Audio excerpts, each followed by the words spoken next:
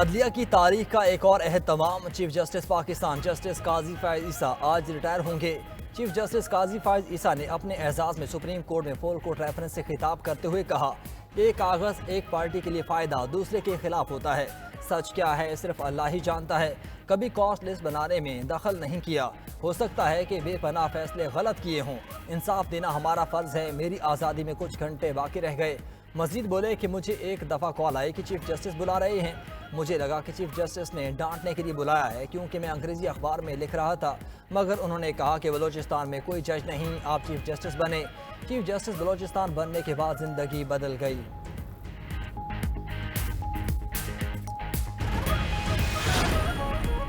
Chief justice काजी फायज ईसा के गुस्से के वक्त अल्लाह ही मदद कर सकता है। मैंने चीफ जस्टिस काजी फायज ईसा के गुस्से का कई बार सामना किया और तजुर्बा अच्छा नहीं था। नामज़द चीफ जस्टिस यहिया अफरीदी का फुल कोर्ट रेफरेंस से खिताब। बोले चीफ जस्टिस काजी फायज ईसा की कमी महसूस करेंगे। चीफ जस्टिस काजी फायज ईसा को बेहतरीन इंसान पाया।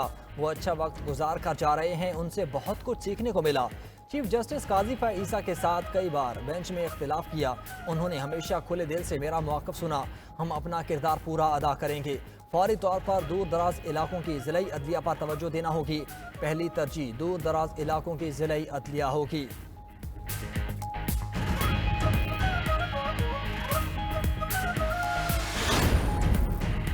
चीफ जस्टिस काजी फायज ईसा अदलिया में मुदाखलत पर मिली भगत के मुर्तकिब रहे। उनकी नज़र में अदलिया के फैसलों की कोई कदर और इज्जत नहीं। जस्टिस मंसूर अली शाह ने रजिस्ट्रार सुप्रीम कोर्ट को एक और ख़त लिख दिया। ख़त में कहा कि चीफ जस्टिस काजी फायज ईसा के एजाज़ में रेफरेंस में शिरकत नहीं करूँगा। चीफ जस्टिस का काम अदलिया का दिफा करना है। चीफ जस्टिस काजी फायज ईसा अदलिया पर बैरूनी असरात और दबाव से लाताल्लुक़ रहे। उन्होंने अदलिया में मुदाखलत के दरवाजे खोल दिए। जस्टिस फायज ईसा ने अदलिया का चेक एंड बैलेंस नहीं रखा। अदलिया का दिफा करने की हिम्मत नहीं दिखाई। मौजूदा चीफ जस्टिस काजी फायज ईसा ने अदलिया को कमज़ोर करने वालों को ग्राउंड दिया। चीफ जस्टिस ने कहा कि फैसलों पर अमल दरामद न किया जाए। जस्टिस काजी फायज ईसा ने अपने साथी जजेस में तफरीक पैदा की। जजेस में तफरीक के असरात तादेर अदलिया पर रहेंगे।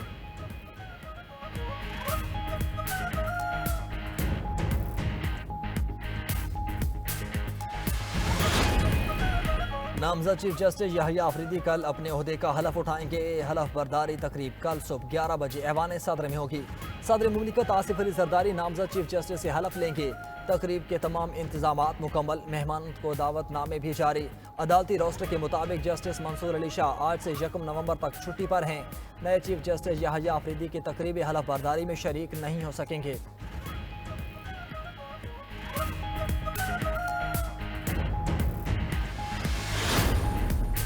असल ड्राफ्ट कुछ और, जो मंजूर हुआ वो कुछ और था। 27वीं तरमीम नहीं आने देंगे, भरपूर मज़ाहमत करेंगे।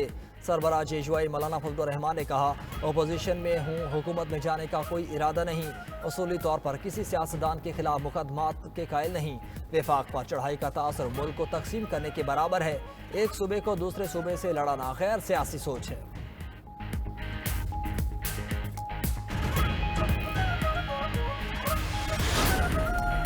पहली मरतबा अदालत के अंदर एक और अदालत कायम की गई। जुडिशल कमीशन में नॉन जजेस की तादाद 8, जजेस की तादाद 5 रखी गई। चेयरमैन पीटीआई बैरिस्टर गौहर कहते हैं कि हमेशा यही असूल रहा कि हर इदारा अपना एहतिसाब खुद करे। जजेस आज़ाद होने चाहिए, तभी इंसाफ मुमकिन है। मौजूदा हुकूमत ने पार्लियामान को रबड़ स्टैम्प बना दिया। ये अरकान पार्लियामेंट को तहफ़्फ़ुज़ नहीं दे सके, आवाम को क्या देंगे। चेयरमैन पीटीआई का आईनी तरमीम में वोट देने वाले अरकान को पार्टी से निकालने का ऐलान। कहा 4 MNAs और 2 सेनेटर्स को शो कॉज नोटिस जारी कर दिए। जल्द कार्रवाई होगी।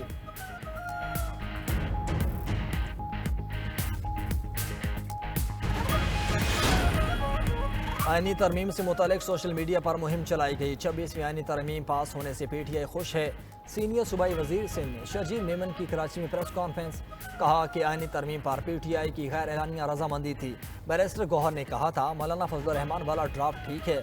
बानी पीटीआई साकिब निसार के लाडले थे। मुख्तलिफ ममालिक में बानी पीटीआई के हक में करारदादें लाई जा रही हैं। बानी पीटीआई इसराइल का एजेंडा नहीं, हिस्सा है।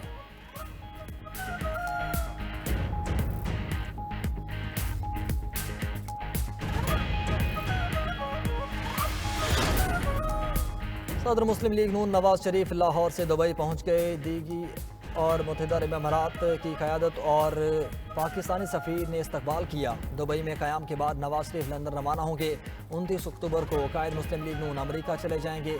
अमरीका में 4 रोज़ गुजारने के बाद वापस लंदन पहुँचेंगे। नवाज शरीफ की लंदन में अहम मुलाकातें मुतवक्किल हैं।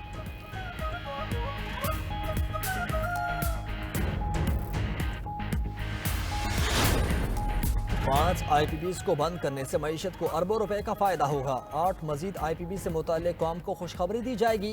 वफाकी वज़ीर इत्तलात अता तारड़ ने कौमी असम्बली में इज़हार ख्याल किया। कहा, वज़ीर आज़म की बिजली की कीमतों में कमी भरपूर तवज्जो है। अगली गर्मियों के मौसम से पहले बिजली की कीमतें मजीद कम होगी। हर साल वफाकी हुकूमत 300 यूनिट तक 276 अरब रुपए की सब्सिडी फराहम करती है। के इलेक्ट्रिक को 174 अरब रुपए की सब्सिडी दी जा रही है। बानी PTI की हमशीरा अलीमा खान और उज़मा खान की जमानतें मंजूर। इस्लामाबाद की इंसदाद दहशतगर्दी की अदालत का दोनों बहनों की रिहाई का हुक्म। अलीमा खान और उज़मा खान की रिहाई की रोबकार जारी। रोबकार इंसदादी दहशतगर्दी अदालत के जज अबू अल हसनात जुल्फ़िकार ने जारी की। PTI वकला रिहाई का परवाना लेकर जुडिशल कम्प्लेक्स से जेल पहुँच गए।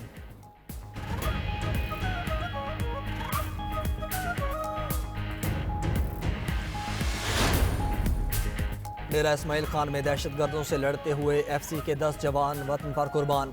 तर्जमान वजारत दाखिला के मुताबिक फितना अल खारिज के दहशतगर्दों ने इलाके दराजंदा में निज़ाम FC चेक पोस्ट पर रात की तारीकी में भारी हथियारों से हमला किया। बहादुर जवानों ने जाने निशावर करके दहशतगर्दों का हमला नाकाम बनाया। शहीद FC के 6 जवानों का ताल्लुक जनूबी वज़ीरिस्तान और 4 का ताल्लुक ज़िला कर्क से था। FC दहशतगर्दी की लानत के खात्मे के लिए पुरअज़्म है।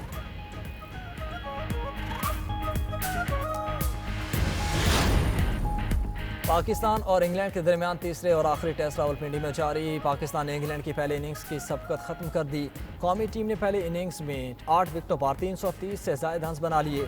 सऊद शकील की शानदार सेंचुरी टेस्ट करियर की 34वीं सेंचुरी बनाई।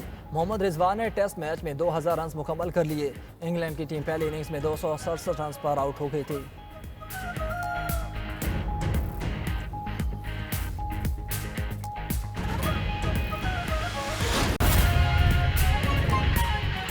खबरजिया के सेनेटर फैसल वावड़ा ने ट्वीट किया कि मेरा एक और दावा और वादा पूरा हो गया।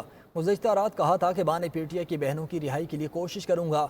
आज अल्हम्दुलिल्लाह बानी PTI की बहनों की ज़मानत हो चुकी। बिकाऊ लीडरशिप अपने लीडर की बहनों को जेल एक बार भी पूछने नहीं गई। कौम को इनकी असलियत समझ नहीं आ रही कि क्या गेम हो रही है।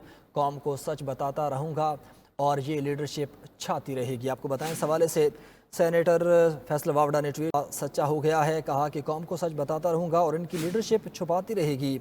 आज अल्हम्दुलिल्लाह बानी PTI की बहनों की ज़मानत हो चुकी। बिकाऊ लीडरशिप अपने लीडर की बहनों को जेल एक बार भी पूछने नहीं गई। कौम को इनकी असलियत समझ नहीं आ रही कि गेम क्या हो रही है। सेनेटर फैसल वावड़ा की जानिब से ये ट्वीट किया गया है।